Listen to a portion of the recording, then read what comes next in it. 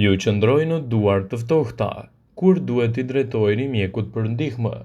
Shpesh njerëzit kanë probleme me duart e ftohta, veçanërisht kur jashtë është pak më ftohtë. Por çfarë tregojnë duart e ftohta? Duart e ftohta mund të shkaktohen nga sëmundje të tilla si anemia, diabeti, lupusi, sëmundja e Raynaud ose sëmundjet e qarkullimit të gjakut. Sëmundja e Raynaud është një fakt një çrregullim i zakonshëm që prek arteriet që bartin gjakun nga zemra në pjesë të tjera të trupit.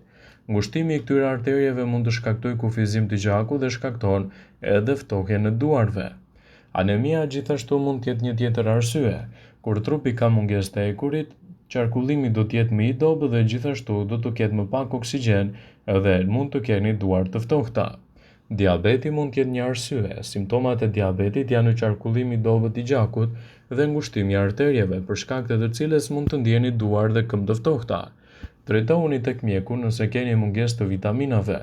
Gjithashtu është e rëndësishme nëse keni rënje floku, duar të dobët, thonjë të dobët, drejtohuni tek mjeku për një trajtim më të specializuar.